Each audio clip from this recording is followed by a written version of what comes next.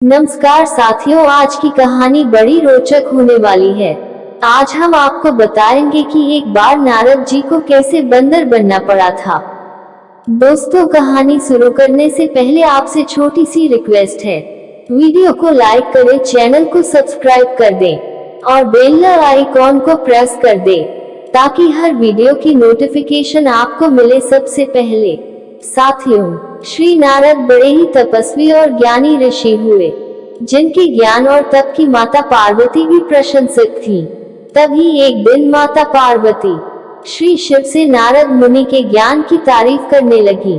शिव ने पार्वती जी को बताया कि नारद बड़े ही ज्ञानी हैं, लेकिन किसी भी चीज का अहंकार अच्छा नहीं होता है। एक बार नारद को इसी अहंकार के कारण बंदर बनना पड़ा था।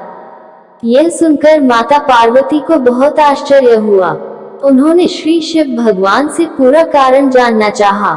तब श्री शिव ने बताया, इस संसार में कोई कितना ही बड़ा ज्ञानी हो, लेकिन श्री हरि जो चाहते हैं वो उसे बनना ही पड़ता है।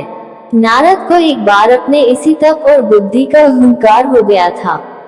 इसलिए नारद को सबक सिखाने के लिए श्री विष्णु को एक युक्ति सूझी। हिमालय पर्वत में एक बड़ी पवित्र गुफा थी। उस गुफा के निकट ही गंगा जी बहती थी। वो परम पवित्र गुफा नारद जी को अत्यंत सुहावनी लगी। वहां पर के पर्वत, नदी और वन को देखकर उनके हृदय में श्री हरि विष्णु की भक्ति अत्यंत बलवती हो उठी और वे वहीं बैठकर तपस्या में लीन हो गए। नारद मुनि की इस तपस्या से देवराज इंद्र भयभीत हो गए कि कहीं देवर्षि नारद अपने तप के बल से उनका स्वर्ग नहीं छीन ले। इंद्र ने नारद की तपस्या भंग करने के लिए कामदेव को उनके पास भेज दिया। वहां पहुंचकर कामदेव ने अपनी माया से वसंत ऋतु को उत्पन्न कर दिया। पेड़ और पत्ते पर रंग बिरंगे फूल खिल गए, कोयले कूकने लगी और भौरे गुंजार करने लगे। कामाग्नि को भड़काने वाली शीतल मंद सुगंध सुहावनी हवा चलने लगी। रंभा आदि अप्सराएं नाचने लगी, किंतु कामदेव की किसी भी माया का नारद मुनि पर कुछ भी प्रभाव नहीं पड़ा। तब कामदेव को डर सताने लगा कि कहीं नारद मुझे शाप न दे दे। इसलिए उन्होंने श्री नारद से क्षमा मांगी। नारद मुनि को थोड़ा भी क्रोध नहीं आया और उन्होंने कामदेव को क्षमा कर दिया। कामदेव वापस अपने लोक में चले गए। कामदेव के चले जाने पर नारद मुनि के मन में अहंकार हो गया कि मैंने कामदेव को जीत लिया। वहां से वे शिव जी के पास चले गए और उन्हें अपने कामदेव को हारने का हाल कह सुनाया। भगवान शिव समझ गए कि नारद को अहंकार हो गया है। शंकर जी ने सोचा कि यदि इनके अहंकार की बात विष्णु जी जान गए तो नारद के लिए अच्छा नहीं होगा। इसलिए उन्होंने नारद से कहा कि तुमने जो बात मुझे बताई है उसे श्री हरि को मत बताना। नारद जी को शिव जी की यह बात अच्छी नहीं लगी। उन्होंने सोचा कि आज तो मैंने कामदेव को हराया है और ये भी किसी को नहीं बताऊं। नारद जी क्षीर सागर पहुंचे गए और शिव जी के मना करने के बाद भी सारी कथा श्री हरि को सुना दी। भगवान विष्णु समझ गए कि आज तो नारद को अहंकार ने घेर लिया है। अपने भक्त के अहंकार को वे सह नहीं पाते। इसलिए उन्होंने अपने मन में सोचा कि मैं ऐसा उपाय करूंगा कि नारद का घमंड भी दूर हो जाए और मेरी लीला भी चलती रहे। नारद जी जब श्री विष्णु से विदा होकर चले तो उनका अभिमान और भी बढ़ गया। इधर श्री हरि ने अपनी माया से नारद जी के रास्ते में एक बड़े ही सुंदर नगर को बना दिया। उस नगर में शीलनिधि नाम का वैभवशाली राजा रहता था। उस राजा की विश्व मोहिनी नाम की बहुत ही सुंदर बेटी थी, जिसके रूप को देखकर लक्ष्मी भी मोहित हो जाएं। विश्व मोहिनी स्वयंवर करना चाहती थी, इसलिए कई राजा उस नगर में आए हुए थे। नारद जी उस नगर के राजा के यहाँ पहुँचे तो राजा ने उनका पूजन करके उन्हें आसन पर बैठाया। फिर उनसे अपनी कन्या की हस्तरेखा देखकर उसके गुण दोष बताने के लिए कहा। उस कन्या के रूप को देखकर नारद मुनि वैराग्य भूल गए और उसे देखते ही रह गए। उस कन्या की हस्तरेखा बता रही थी कि उसके साथ जो विवाह करेगा वह अमर हो जाएगा, उसे संसार में कोई भी जीत नहीं सकेगा। और संसार के समस्त जीव उसकी सेवा करेंगे।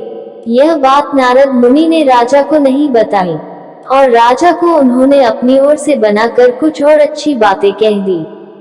अब नारद जी ने सोचा कि कुछ ऐसा उपाय करना चाहिए कि यह कन्या मुझसे ही विवाह करे। ऐसा सोचकर नारद जी ने विष्णु को याद किया और भगवान विष्णु उनके सामने प्रकट हो गए। नारद जी ने उन्हें सारी बात बताई और कहने लगे, हे नाथ, आप मुझे अपना सुंदर रूप दे दो ताकि मैं उस कन्या से विवाह कर सकूं। भगवान हरि ने कहा, हे नारद, हम वही करेंगे जिसमें तुम्हारी भलाई हो। यह सारी विष्णु जी की ही माया थी। विष्णु जी ने अपनी माया से नारद जी को बंदर का रूप दे दिया। नारद जी को यह बात समझ में नहीं आई। वो समझे कि मैं बहुत सुंदर लग रहा हूँ। वहां पर छिपे हुए शिव जी के 2 गणों ने भी इस घटना को देख लिया। ऋषिराज नारद तत्काल विश्व मोहिनी के स्वयंवर में पहुंच गए और साथ ही शिव जी के वे दोनों गण भी ब्राह्मण का रूप बनाकर वहां पहुंच गए। वे दोनों गण नारद जी को सुनाकर कहने लगे कि भगवान ने इन्हें इतना सुंदर रूप दिया है कि राजकुमारी सिर्फ इन पर ही रीझेगी। उनकी बातों से नारद जी मन ही मन बहुत खुश हुए। स्वयं भगवान विष्णु भी उस स्वयंवर में एक राजा का रूप धारण कर आ गए। विश्व मोहिनी ने कुरूप नारद की तरफ देखा भी नहीं और राजा रूपी विष्णु के गले में वरमाला डाल दी। मोह के कारण नारद मुनि की बुद्धि नष्ट हो गई थी। राजकुमारी द्वारा अन्य राजा को वरमाला डालते देख वे परेशान हो उठे। उसी समय शिव जी के गणों ने ताना कसते हुए नारद जी से कहा, जरा दर्पण में अपना मुंह तो देखिए। मुनि ने जल में झांक कर अपना मुंह देखा और अपनी कुरूपता देखकर गुस्सा हो उठे। गुस्से में आकर उन्होंने शिव जी के उन दोनों गणों को राक्षस हो जाने का शाप दे दिया। उन दोनों को शाप देने के बाद जब मुनि ने एक बार फिर से जल में अपना मुंह देखा तो उन्हें अपना असली रूप फिर से मिल चुका था। नारद जी को अपना असली रूप वापस मिल गया था, लेकिन भगवान विष्णु पर उन्हें बहुत गुस्सा आ रहा था क्योंकि विष्णु के कारण ही उनकी बहुत ही हंसी हुई थी। वे उसी समय विष्णु जी से मिलने के लिए चल पड़े। रास्ते में ही उनकी मुलाकात विष्णु जी, जिनके साथ लक्ष्मी जी और विश्व मोहिनी भी थी। उन्हें देखते ही नारद जी ने कहा, आप दूसरों की खुशियां देख ही नहीं सकते। आपके भीतर तो ईर्ष्या और कपट ही भरा हुआ है। समुद्र मंथन के समय आपने श्री शिव को बावला बनाकर विष और राक्षसों को मदिरा पिला दिया और स्वयं लक्ष्मी जी और कौस्तुभ मणि को ले लिया। आप बड़े धोखेबाज और मतलबी हो, हमेशा कपट का व्यवहार करते हो। हमारे साथ जो किया है उसका फल जरूर पाओगे। आपने मनुष्य रूप धारण करके विश्व मोहिनी को प्राप्त किया है, इसलिए मैं आपको शाप देता हूँ कि आपको मनुष्य जन्म लेना पड़ेगा। आपने हमें स्त्री से दूर किया है, इसलिए आपको भी स्त्री से दूरी का दुख सहना पड़ेगा। और आपने मुझको बंदर का रूप दिया, इसलिए आपको बंदरों से ही मदद लेना पड़े। नारद के शाप को श्री विष्णु ने पूरी तरह स्वीकार कर लिया और उन पर से अपनी माया को हटा लिया। माया के हट जाने से अपने द्वारा दिए शाप को याद करके नारद जी को बहुत दुख हुआ, किंतु दिया गया शाप वापस नहीं हो सकता था।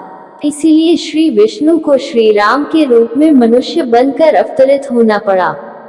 शिव जी के उन दोनों गुणों ने जब देखा कि नारद अब माया से मुक्त हो चुके हैं, तो उन्होंने नारद जी के पास आकर और उनके चरणों में गिरकर कहा, हे मुनिराज, हम दोनों शिव जी के गण हैं। हमने बहुत बड़ा अपराध किया है, जिसके कारण हमें आपसे शाप मिल चुका है।